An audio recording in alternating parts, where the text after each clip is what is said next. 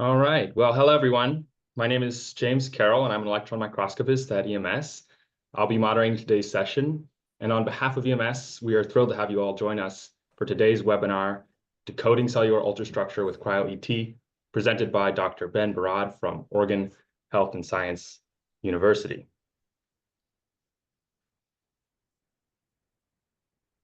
Oh, Ben, I see. Can you advance the slide? It seems like I might. Yeah, of course.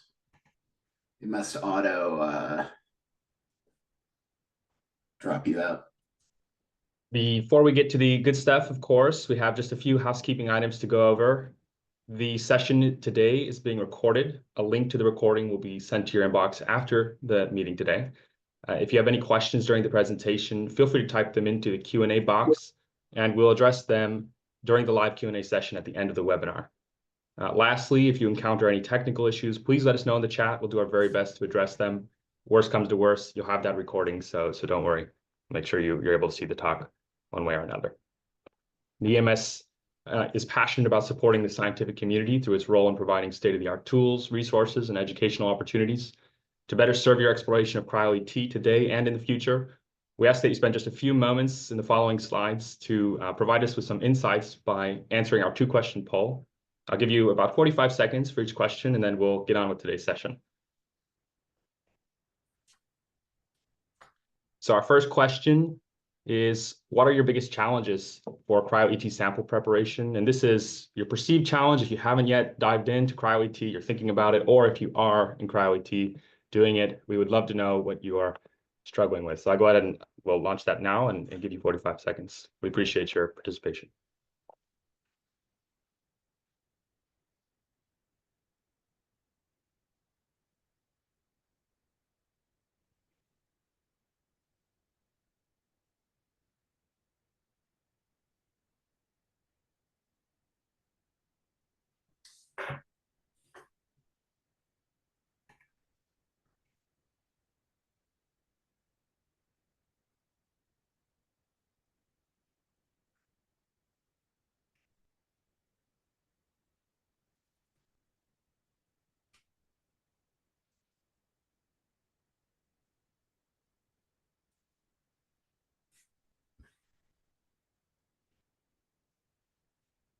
Forty-five seconds has passed. I still see some people answering the questions. I'll give them maybe a few more seconds here, and then I'll close it out.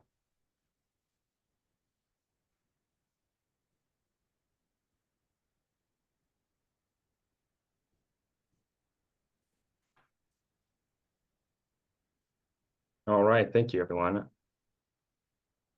And our second question, what types of grid support films are you interested in using for your Cryo-ET workflow, or that you are using? We're curious to know where where the market is going and where you might have interest in new kinds of support films or existing support films. So I'll go ahead and launch that second poll now and give you about 45 seconds to a minute. Let's see.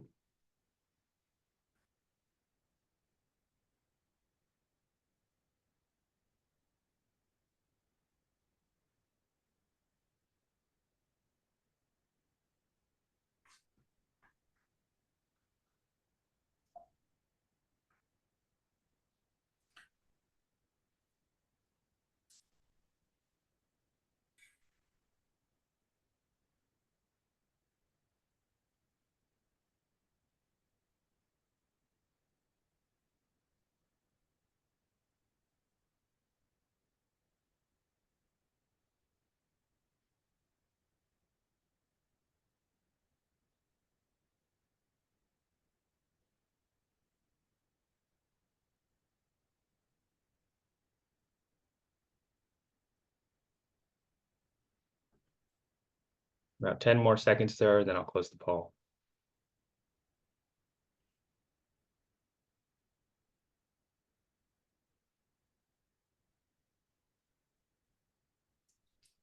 All right, thank you very much. Thank you very much for participating. And once again, welcome to Decoding Cellular Ultrastructure with Cryo-ET. Dr. Ben Barad is a structural biologist focused on emerging computational and experimental methods in electron microscopy, and founded his lab at Oregon Health and Science University in Portland, Oregon, just earlier this year. His long-term goal is to develop workflows to unify and contextualize protein structure and cellular ultrastructure in a multi-scale understanding of cellular function and regulation. Ben's love of cellular regulation, a love only folks like us could understand, began at Stanford University, where he received his BS under Elizabeth Sattler while studying bacterial degradation of the plant polymer lignin. He continued his studies at UCSF in the lab of James Fraser, where he developed methods for building and validating atomic models using cryo-EM data, developed novel computational tools for time-resolved X-ray scattering studies, and investigated the mechanisms of activity in mammalian chitinases. After all that, they finally gave him a PhD. He then postdoced with Daniel Grosjean, and there developed the Surface Morphometrics pipeline, the ongoing development of which continues in the Barad lab at OHSU, and which we are about to hear so much about. And of course, Ben is doing so much more than I have time to share today. We're so excited to have him with us. So without any further delay, Dr. Barad, please take it away. Kind of corny. Thanks, James. That was a great introduction. Hello, everyone. As I was introduced, my name is Ben Barad, and I'm excited to talk to you all today about sort of our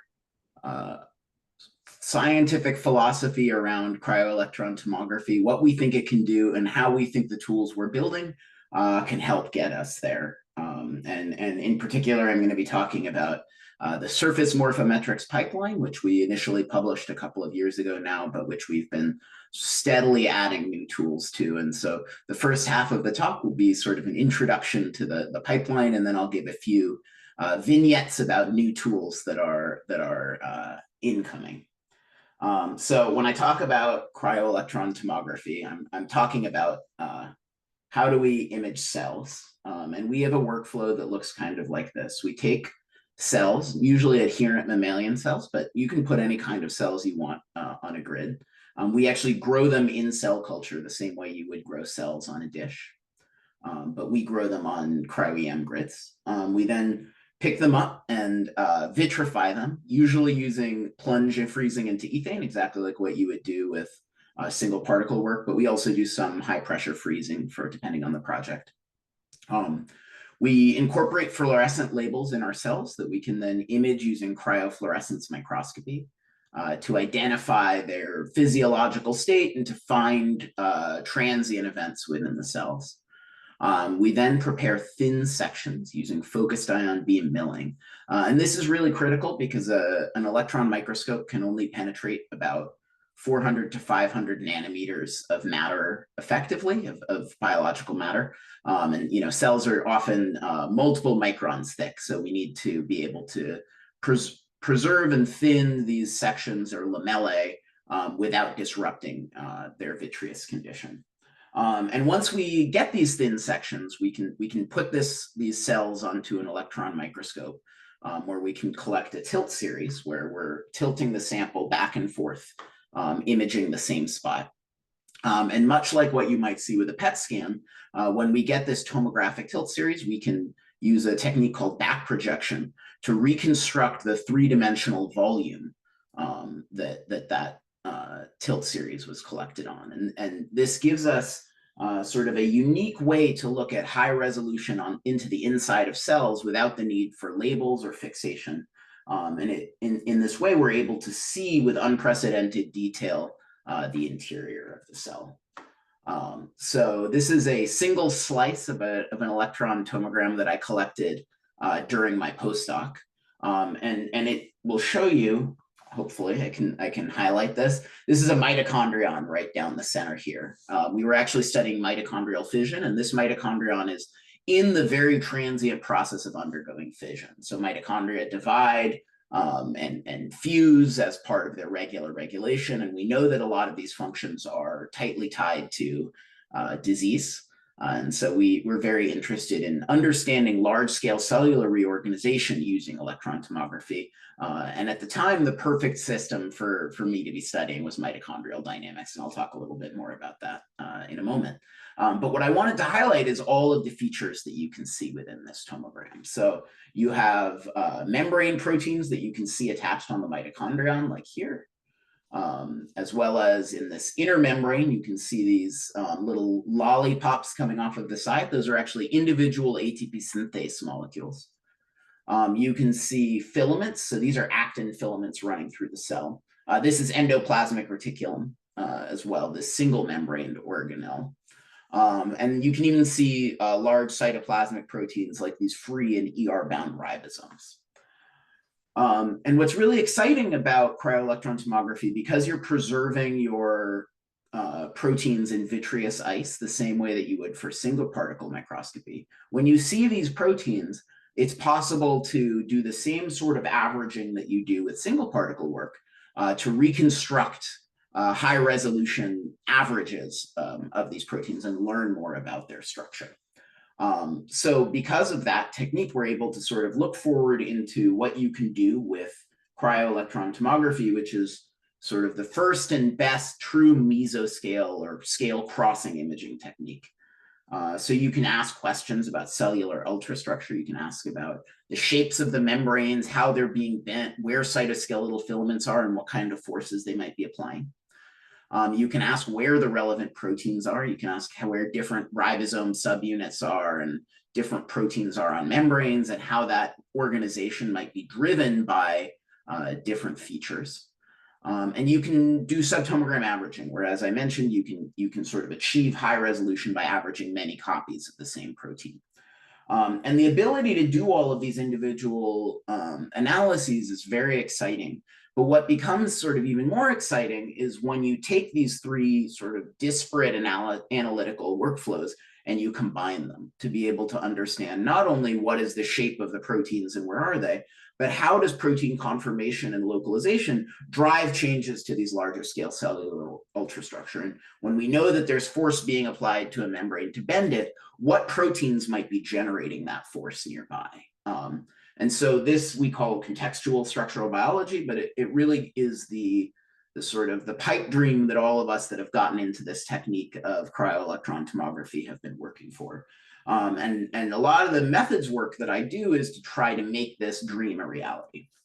So when I entered the field, there had been some huge leaps forward in protein structure solving with tomography. And I think that this is really where a lot of the interest in tomography got started, was the ability to, for the first time, get to really high resolution, sort of akin to the resolution revolution 10 years ago in single particle, to get to high resolution, but now with subtomogram averaging inside of cells.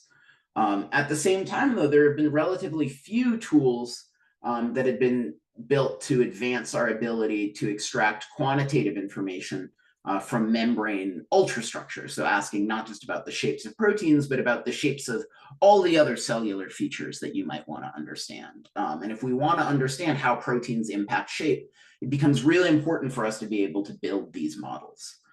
So in my postdoc, I built the first iteration of this tool, the Surface Morphometrics workflow, that allows us to, using these imaging techniques, build high fidelity models of membranes, and then ask questions with statistical precision about their shape and organization within the cell. And I'll sort of walk through how we got there and then talk about what we've been doing since. So as I mentioned at the time, and to some degree still, we were really interested in mitochondrial dynamics. Mitochondria are the powerhouse of the cell, but they're also responsible for a huge amount of regulation within cells. And what's really exciting as a structural biologist for me about mitochondria is that at every scale you look, from full cellular networks all the way down to individual proteins, we know a lot about how changes to shape and organization are associated with function, and how, in the case of disease, these features are disrupted. And so mitochondria are really a perfect test case for thinking about mesoscale and contextual changes to organization, because we know so much about both their shapes and about the way that those shapes impact biology.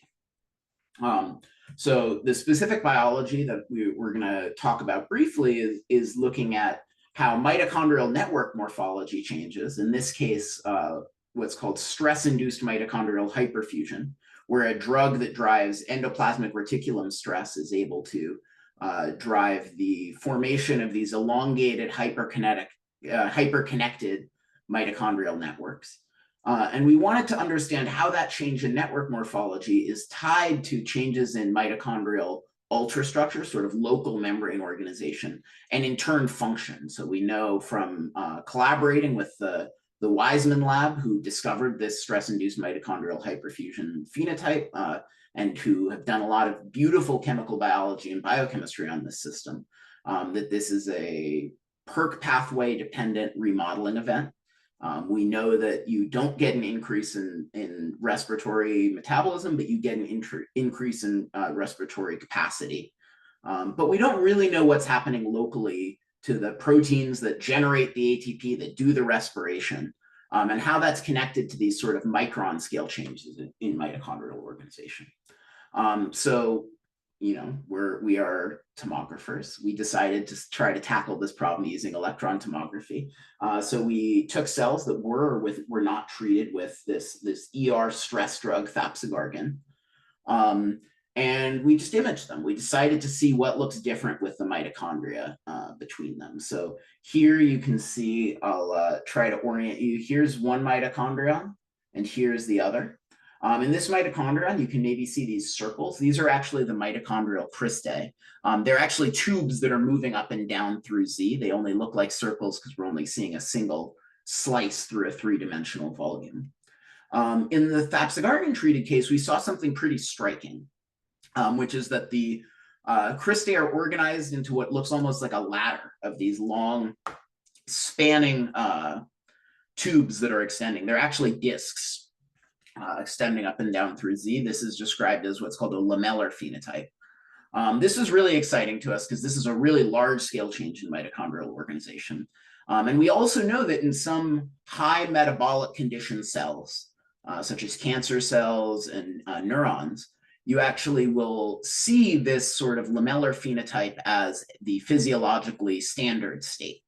And so because of that, we think this isn't just an artifact of this drug treatment, but that what we're seeing is the cell moving into a different regulatory environment, and sort of responding in a physiological way. So that's great. The downside is that anyone that's ever imaged mitochondria will tell you that no two of them look alike. They're each their own special snowflake. And so we're cell biologists. The approach to a problem with sort of something like this is you don't just look at one example of each, you look at dozens or hundreds, and we did exactly that. We imaged a couple hundred of each of these different conditions, both in the vehicle and the thapsigargan treated case. And what we could see was that you have this really large change in phenotype where you have a lot of tubular and sort of less regulated, sort of more dynamic looking mitochondria compared to these very highly lamellar ladder phenotype cells in the thapsigargan case. And so this is great. We now have sort of the ability to think about, well, now we have more than one. We can kind of tell this seems to be a real feature.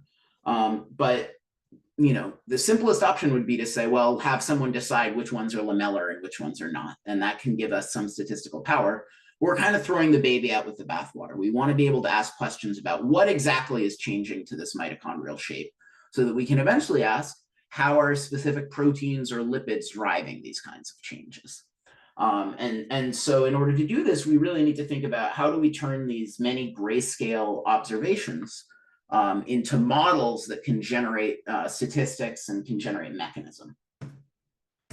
So the first step of that is to get away from looking at 2D slices, which is all I've showed you so far. And we can use a technique called segmentation to do that. So with segmentation, we just essentially in 3 dimensions are painting where all of the membranes are. We identify the voxels or the 3-dimensional pixels that are associated with each of the endoplasmic reticulum, the mitochondrial outer membrane, and the mitochondrial inner membrane. And there are some machine learning approaches that have been developed to make this much simpler to get started on. So we describe this as sort of an automated or a semi-automated segmentation workflow where we can use a machine learning tool, and then we just have to go in and sort of clean it up, identify which membrane is which after the fact.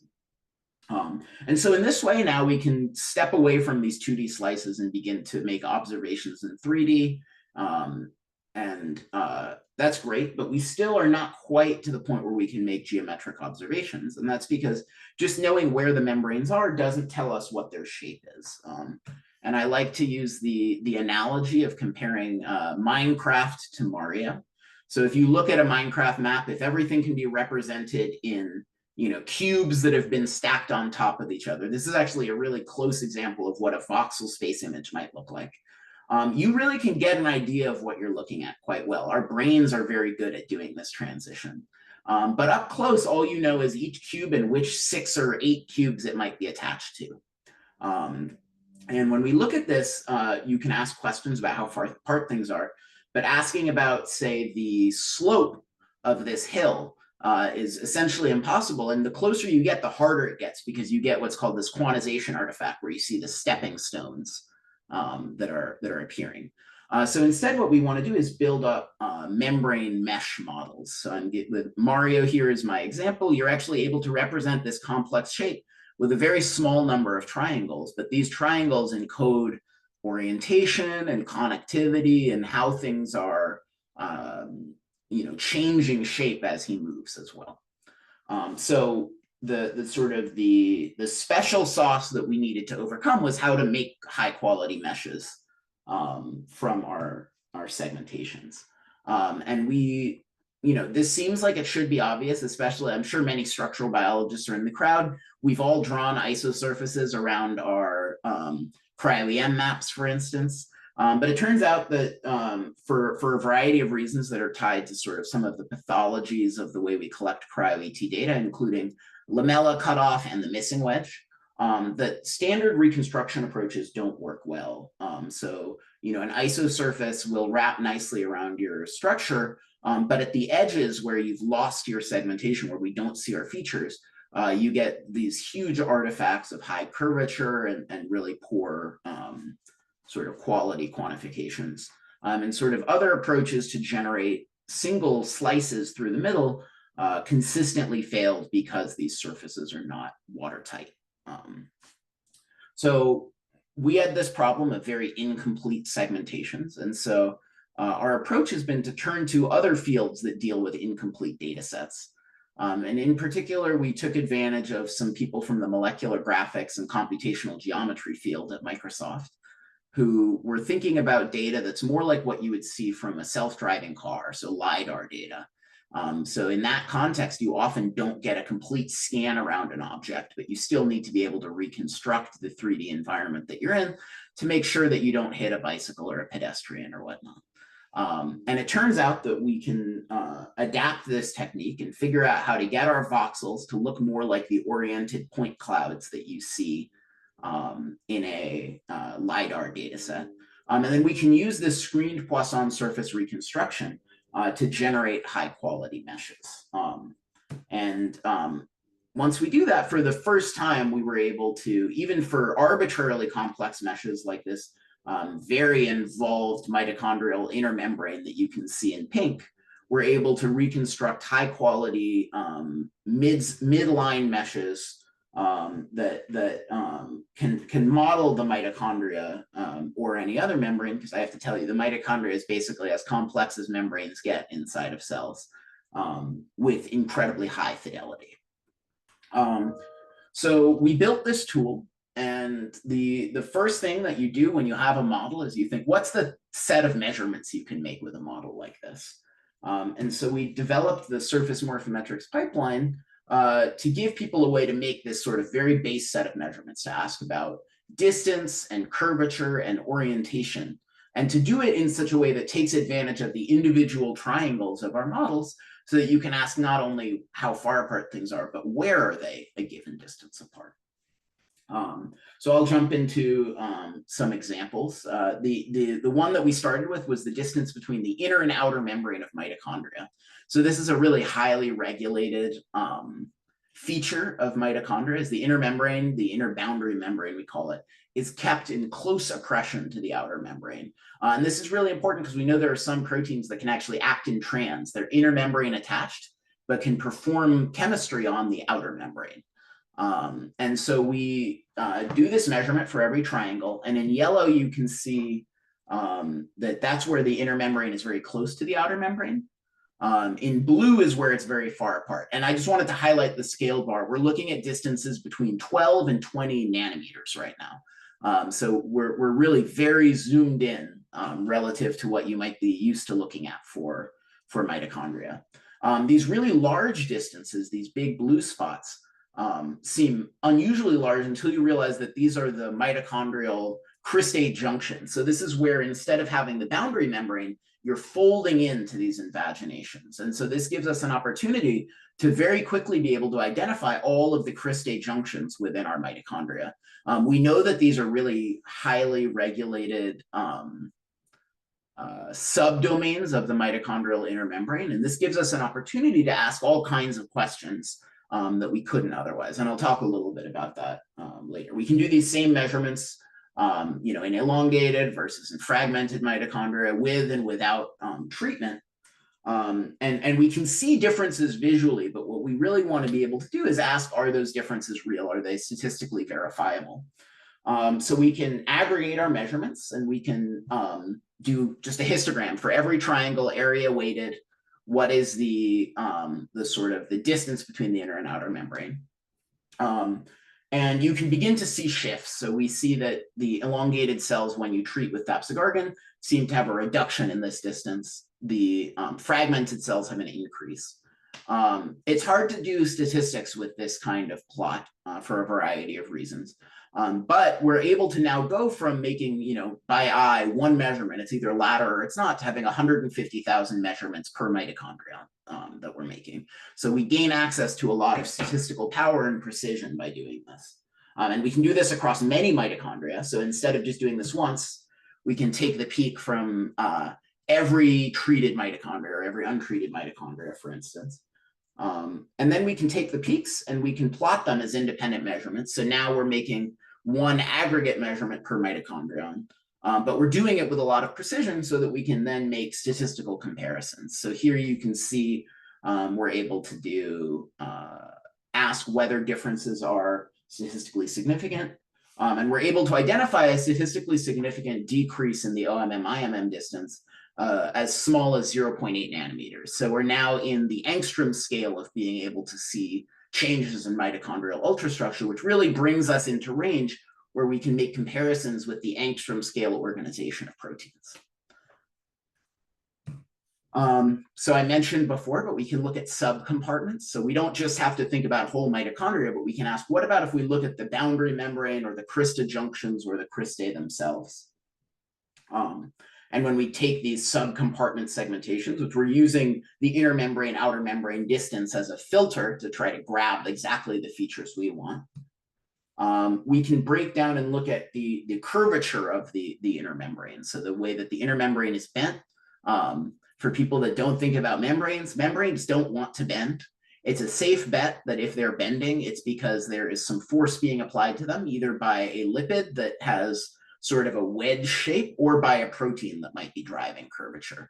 And so these curvature maps really tell us a lot about where proteins might be applying organizational effort or force to identify things. And what we see is that when we do this drug treatment, that the cristae get less curved, they're flattening out, and the junctions get more curved. They're making these sharp bends. And altogether, what we think is happening is we're essentially building up a more perfect capacitor. So these cristae are getting larger surface areas, they're more organized, and it lets them create a really big gradient that they can then use to turn their ATP synthases and generate ATP when the time comes for them to spin up again. So in the context of increased respiratory capacity, this is sort of exactly what we would expect to see. So this is sort of a walkthrough of the kind of tools that, or the kind of questions that can be asked with the toolkit as it stands. I wanted to highlight that, cell biologists, we should all be thinking about mechanism and structure and not just observation.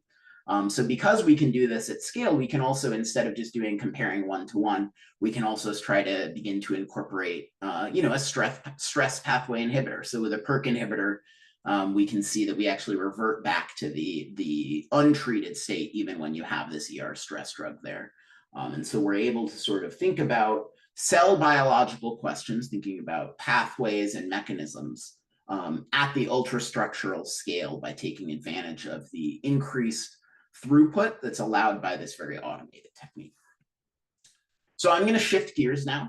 And I'm going to talk about some news stories, some stuff that we've done since that have incorporated new analyses into our pipeline, and to give you an idea of, not just thinking about ultrastructural biology, but really getting to this idea of contextual structural biology. So we're calling this tentatively Surface Morphometrics 2.0. Right now, anyone that's using the pipeline will know we're on version 1.2. So the final release of this, we're hoping to sort of have some of these tools rolled up into the pipeline for everyone to use maybe this summer. I'd be very happy to help sort of more advanced users get some of these analyses going before then, if you're interested. But in the meantime, if you want the full sort of really simplified pipeline, it'll be ready around then. So the first thing I wanted to talk about was comparing protein localization and structure with these membranes. So this is really the big dream for all of us, is to ask about proteins and how they impact the local cellular environment with tomography. So this is a paper that is pre-printed. It actually just got accepted for publication. So I added this just last night. Working with Addie Chang, a graduate student in my postdoc lab, we've been studying mitochondrial co-translation. So this is looking at mitochondria that attach to, or the ribosomes that attach to mitochondria and actually directly translate proteins into the mitochondrial membrane. And this is a very small fraction of overall mitochondrial proteome comes from this pathway. But we know that it's very physiologically important and that it changes under different conditions. So Addie imaged yeast cells with mitochondria and looked at the ribosomes in the whole field and identified those that have their exit tunnel very close to the mitochondrial outer membrane. So they're very precisely oriented and positioned so that the exit tunnel is within 120 angstroms or so of the outer membrane. And by then taking the subset of ribosomes out of the hundreds and thousands of ribosomes that you see in a given cell, taking the 20 or so from each mitochondrion that seem to be co-translationally attached, you can then average that subset. And so by incorporating the contextual membrane information, you don't need to do sort of very careful classification. We can just grab the ones that are in the right orientation and average them, and you can actually see the mitochondrial attachment points. And Addie was able to identify 3 candidates that we think are involved in the sort of attachment and recognition of the mitochondria by the ribosome. And to solve the structure showing these contact sites. What's really cool, though, is that you can also then ask, well, tell me about the membrane that the mitochondria is attached to. Is the part that the ribosome is attached to, is the part of the membrane different in some way from the rest? Are the ribosomes recognizing something in particular? What we found is that if you look at the patches of membranes that are associated with ribosomes versus those that aren't, that you have a statistically significant decrease in the intermembrane spacing, the distance between the inner and the outer membrane. And what we think is happening, this is something that's true whether or not you're actively translating, as we showed with this cyclohexamide drug-treated case. We think is happening is that you have coordination of the import machinery, the TIM complex and the TOM complex, which are involved in translocation of proteins through the outer membrane and then through the inner membrane. And we know that these are able to be coordinated to each other, but we think that that process is actually locally crushing the 2 membranes together, bringing them nearer to each other. And that's what we're seeing here, where we have this reduction in distance. So, this is an example, but what we're really excited about is the capacity now to ask questions about, with ATP synthase, how much is it changing the local curvature of the membrane in mitochondria under different conditions? And does that change in different environments? And similarly, how do the spacing between membranes correspond to these proteins? Can we identify new proteins that regulate, for instance, mitochondrial ER contacts, and so on? And this is really, we think, the first tool for doing full contextual biology with this pipeline. The second is actually going back to the density itself. So not just looking at protein location that we found via template matching, and then looking at the membranes, but using our membrane models to look for proteins. And we're starting this with what I think is the simplest possible case, which is to use our model-guided density analysis, to use the membrane model to look back into the density, and to ask questions about bilayer spacing. So not asking how far apart different membranes are, but how far apart the head groups are in individual membranes. So you can hopefully see here, these are the inner and the outer membrane. But when we zoom in enough, you can actually begin to see the two lines of this inner membrane, and those correspond to the head groups because of the extra phosphate density in your head groups. So we're able to see with sort of the resolution that we have, the individual head groups, the two leaflets of our lipid bilayer, and we can measure their spacing, their thickness within the cell, and in the full context of the proteins and other components that we've talked about already. So this is work that I've done with Michaela Medina, another grad student, actually the co-author on the original Surface Morphometrics paper. But we did this originally in collaboration with a biology group, a structural virology group, Lars Anders Carlson and Selma Damana, who's started her own lab now. And they had made this observation. They were looking at Langat virus replication organelles, which is an important part of flavivirus life cycle, as they form these replication organelles that bud off of the ER. But they made this observation that they have apparently thicker membranes. You can maybe see here, these membranes appear to be thicker than the ER that they've budded off of. But it's a pretty subtle difference. And we wanted to ask, can we be more precise and specific about the thickness? Can we measure it accurately and locally so that we can then ask statistical questions about what's changing? So if we zoom in on one of these tomograms, you can hopefully see with some good denoising, we're using a tool called Cryo-ET for this, you can really clearly see the separation of the two leaflets of these membranes. We can scan through them. So this is using what I call a normal vector scan. We take the normal angle of the triangle and we just step out in either direction and measure the density as we go. And we can average that across a whole replication organelle or across the ER. And we get a curve that looks like this. In blue is the real data. And we can then fit that by saying, well, you see the two bumps here and here. What if we assume that it's two different Gaussians that represent each lipid, each head group convolved with, the defocus and everything else that you get optically? And we can fit those and then ask what the distance is between the two head groups. And that gives us access to the thickness of the membrane as a whole. And when we do that, we can do that for every replication organelle. We can do it for all of the ER we've seen.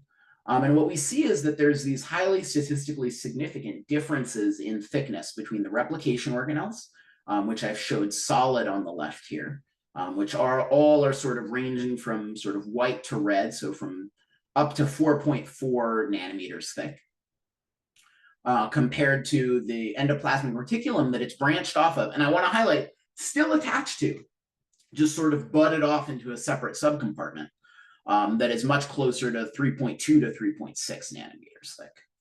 And so with this, we're able to ask questions for the first time about not just membrane shape and what proteins are attached, but actually the composition of the membrane itself. And we think that this is largely being driven by loading of viral non-structural proteins into the membrane rather than by changes to lipid.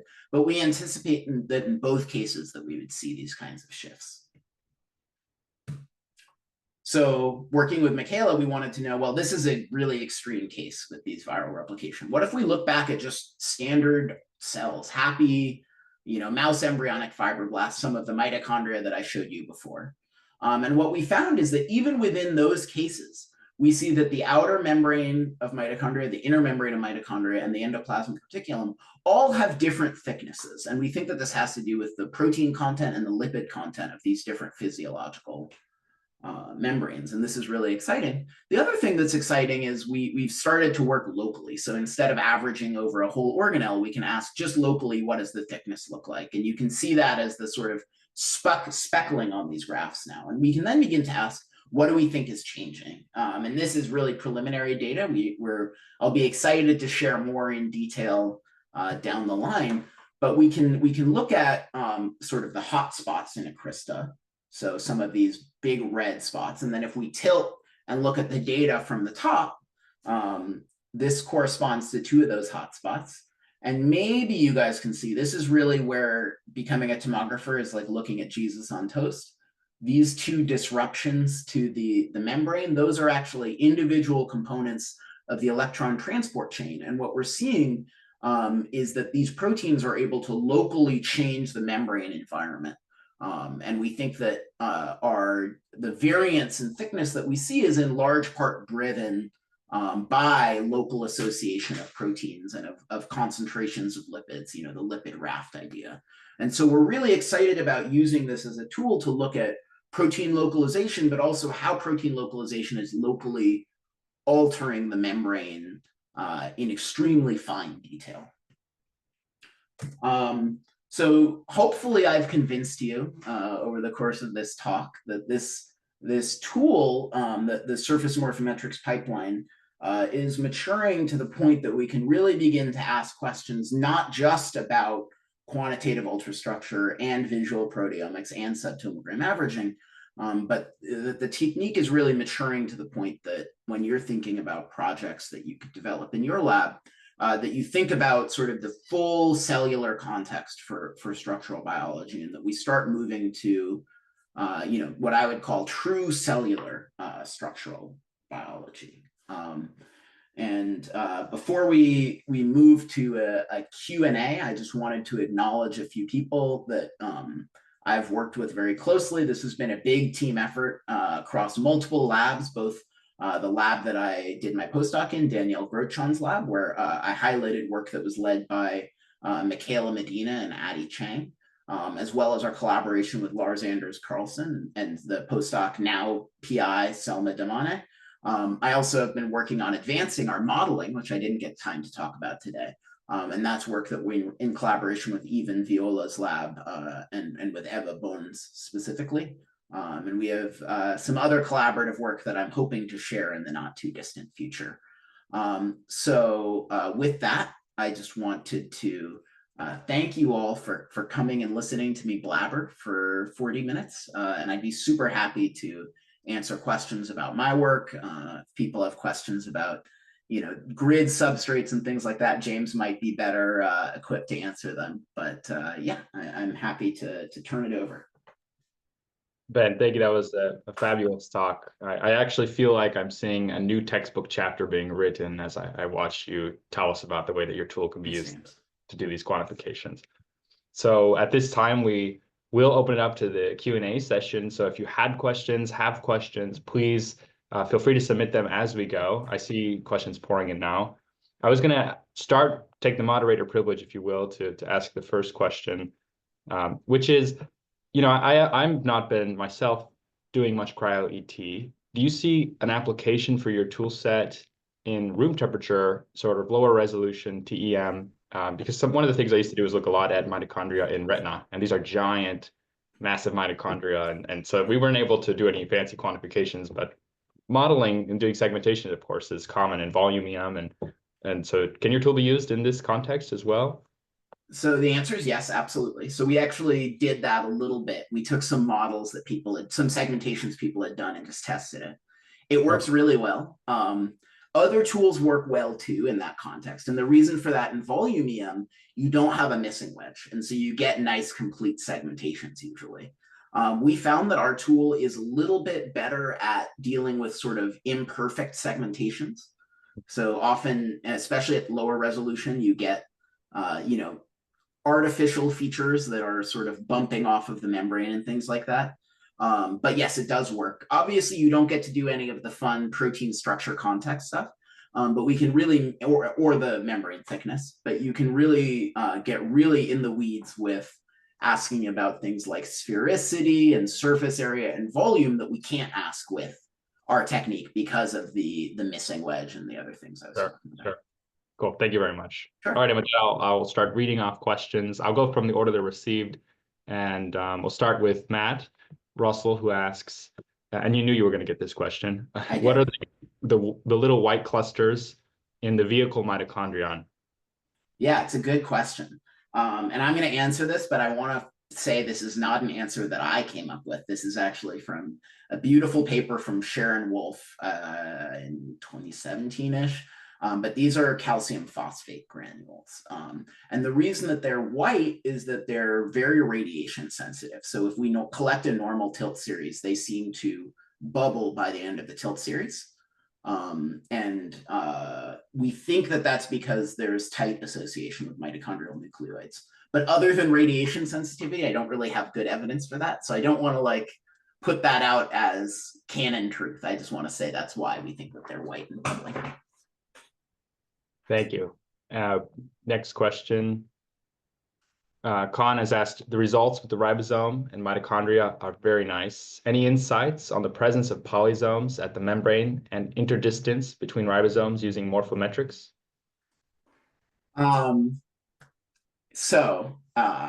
I would encourage you to look at this paper. It was accepted today, but the bioRxiv has been up since the beginning of this year. Adi actually did a beautiful quantification of these membrane-associated ribosomes and did identify polysomes where the mitochondria were, or the sort of the ribosomes on the mitochondria were arrayed in such a way that it would be very simple based on the orientations of the ribosomes relative to each other and relative to the mitochondrion to imagine that you have 4 or more ribosomes that are co-translating at the same time. And I don't remember if that was one of the main figures or a supplemental figure, but she generated a really nice analysis of that.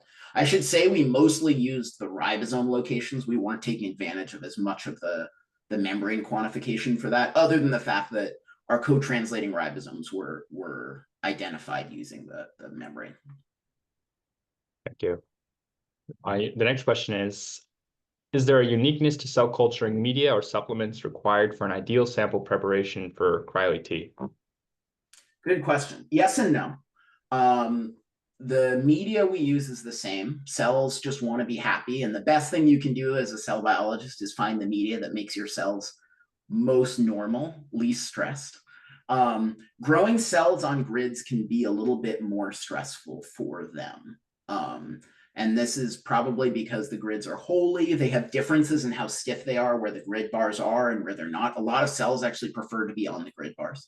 And so we overcome that in a variety of ways. We use carbon grids primarily, carbon grid supports. But the other thing we do is we use a lot of sort of cell culture adhesion treatments. So really high quantities of fibronectin or of poly-D-lysine or of collagen or matrigel. You have to be careful with those last two because they get quite thick, and you really want a thin sample to get a good EM sample. But really the only unique thing we're doing is taking a lot of care to try to get the cells to adhere happily on the grid. Thank you. Someone says, really interesting new results. What's your opinion on missing wedge prediction tools like ISONet and Deep D-Wedge? Have you used them within your type of analysis pipeline? And if yes, do they help or produce consistent outcomes? So in all of the work that I'm doing now in my lab, so the stuff that you probably won't see for 18 months, maybe sooner, I hope, but we are using Deep D-Wedge for everything. And what we find is that it works tremendously well, and that we get much smoother membrane segmentations, particularly near the edges. In some cases, like with vesicles, it will actually close them into really nice spherical, beautiful shapes. I will say that when we think about quantification and local contextualization, we don't trust that. So what we do is we'll then take those finished segmentations and we'll filter back. So we'll only trust triangles that are sort of past the missing wedge. So if the triangle's angle is over 60 degrees, we'll now no longer include that in the downstream analysis. But even in that context, what we've found is that those triangles that are on the edge are much higher quality when you've done missing wedge compensation using ISONet or using Deep D-Wedge. So this is always a complex answer because we don't want to hallucinate and we don't want to trust those hallucinations, certainly. But what I've found is that we get results where the edge is much more consistent with the rest of the model if we use Deep D-Wedge beforehand and then filter at the model stage rather than filtering at the segmentation stage. Thank you, Ben. Someone has said, super cool stuff. I love that you can measure bilayer thickness. Could you expect that bilayer thickness correlates with curvature? So a highly curved membrane is thinner? So I'm not showing so yes, we expected exactly that because we know for a fact that that when you bend something, the two sides should come together, and there's beautiful biophysical work that's been done with simple membranes, with simple vesicles showing that. I wanted to highlight here, let me see, can I get to here? If you look at it, the opposite is happening, and we don't know why yet. And I would be so excited to learn, and we're trying to figure that out.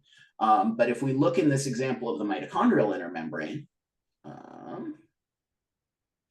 you can maybe see that at the cristae bends, we're actually seeing much thicker membrane. So at the bends, it's turning red instead of being white or blue.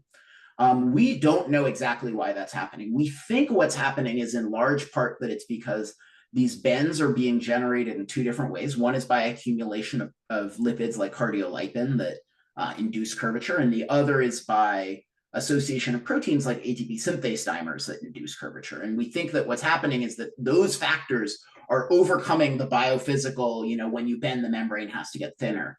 And that's what we're seeing here. So, membrane is stiffer, the thicker it is, it should be harder to bend. But the force that a protein or a wedge-shaped lipid can apply is big, it turns out. And we think that we're able to sort of track it that way. Super interesting. Next question, can Cryo-ET be used for misfolded AT paces on mitosurface? Sorry. Can Cryo-ET be used for misfolded AT paces on mitosurface? It's a good question. To be honest, don't have a great answer for you. Identifying misfolded proteins is certainly challenging. I think in general, we're getting better and better at all the time at dealing with rarer and smaller proteins on membranes by using the membrane to sort of assist us with the averaging process. I think that would probably be, unless you have a condition where you're making a ton of these misfolded proteins, I think that you're probably going to be, it's going to be tough. But that doesn't mean that it's not achievable, particularly with the right sort of biochemistry to really stack the deck in your favor and find lots of these. And we can do ATP synthase structure, so we would be able to identify the ones that are properly folded at least and potentially filter those out. Thank you. Great talk, Barad. Very informative. You mentioned using ML models. Can you elaborate on that? How would you use that? Yeah, so we've already mentioned one, which is the missing wedge compensation. We also do denoising, which is a related but slightly different process. So when we generate tomograms, we often will post-process them using one of several different neural network approaches to make them look better. So in this tomogram, I'm actually showing you, this is a raw tomogram, but not all of our tomograms look this beautiful. It just turns out that Michaela, who did the imaging for this, is like the best miller and imager that I've ever worked with. And so, we can't all be this spectacular of microscopists.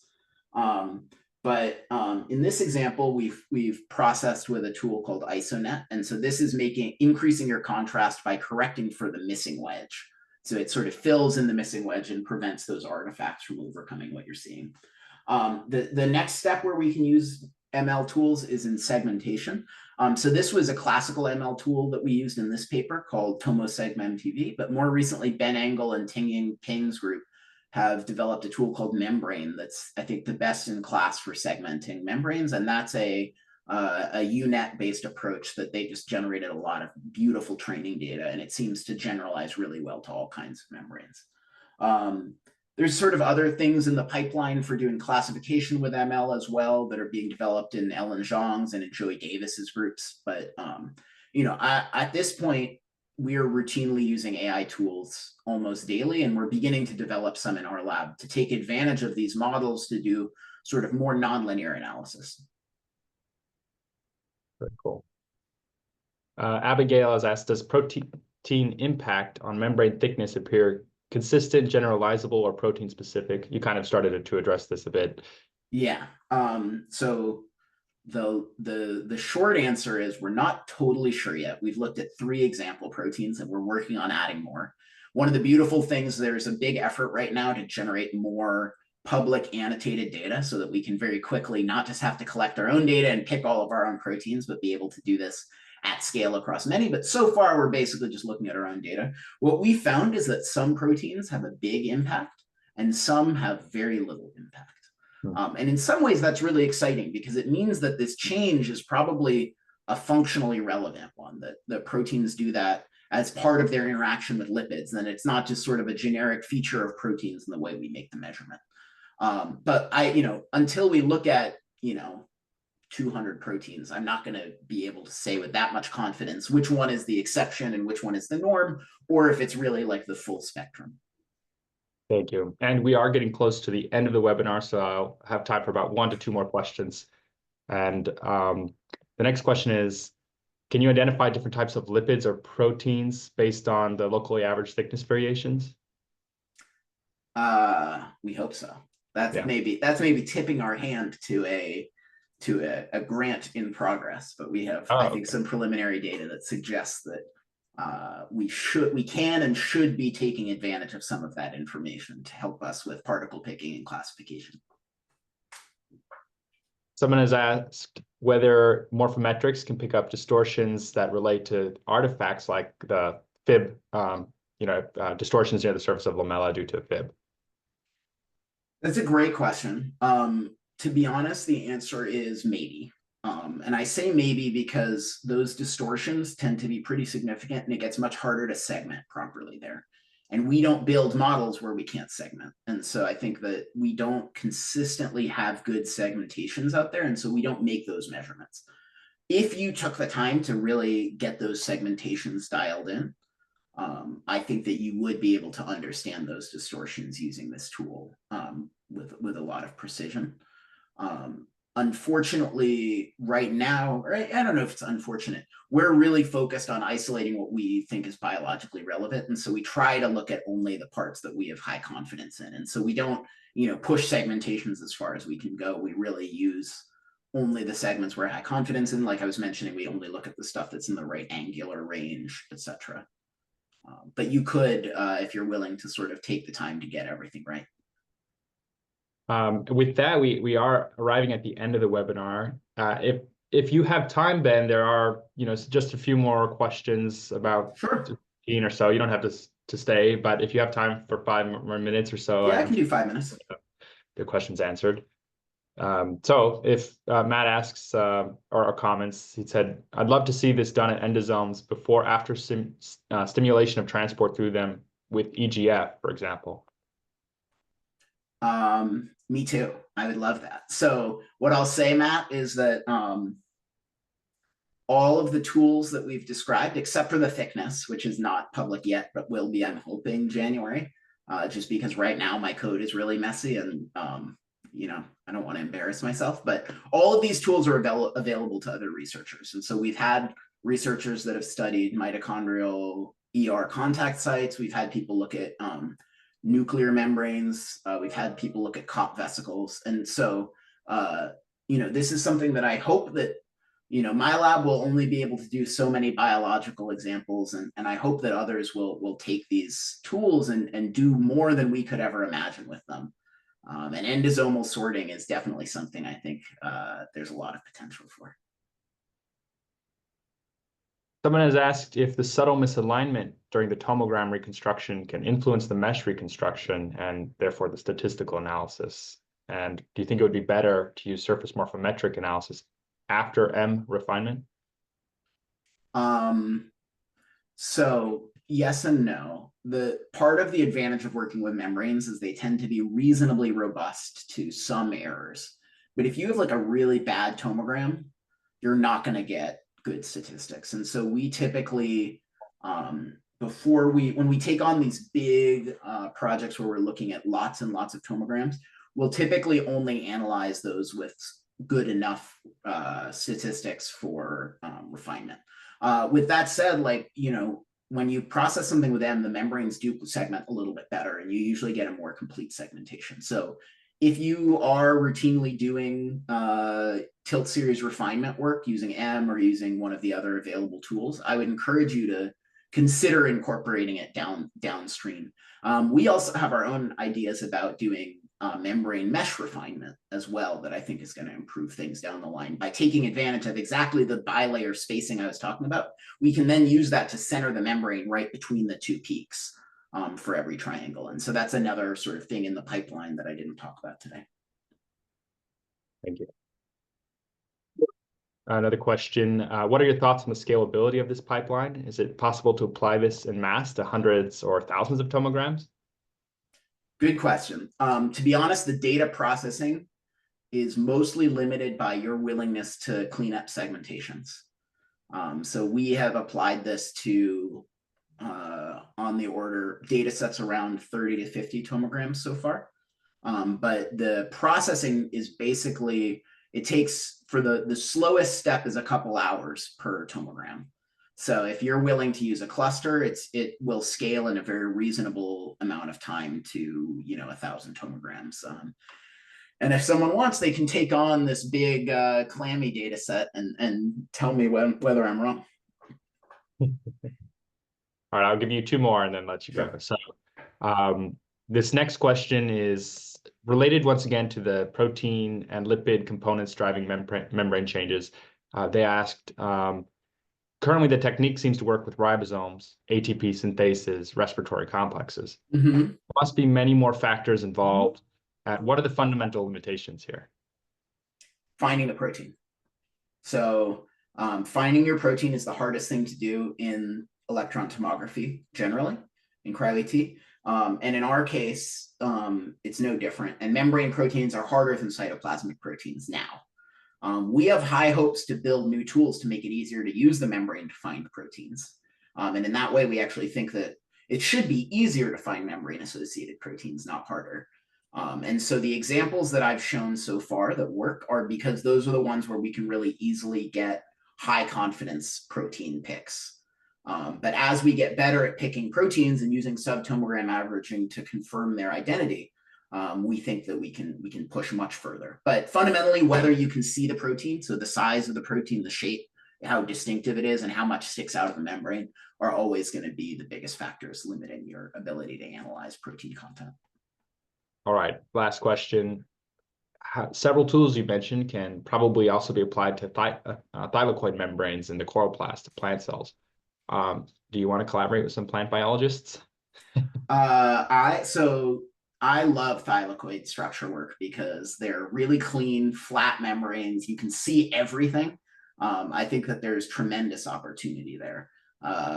And I'm also very happy to do collaborations where other people collect tomograms and I process them, because right now microscope time is tough for me. I mean, I have enough, but not enough to do 1,000 projects. And so collaboration is something I'm very open to. Well, with that, Ben, thank you once again for your great talk. If you can flip to the final slide, we'll just close out and let everyone get on their way. Yeah, here we go. So thanks for joining us for our first webinar hosted by Electron Microscopy Science. Thank you very much, Ben, for that lovely talk and the Q&A session, and for all the attendees for your attention and participation. We just wanted to let you know that there's a post-webinar survey going out. Please take a moment to complete it and give us some information and feedback about the talk. And if you do, you can get $100 off your next order of $500 or more. So I know those grids are expensive out there, so take advantage. And with that, everyone, thank you. Have a great and lovely afternoon or evening, wherever you might be, or morning. And thanks. Take care. Thanks, James. Thank you.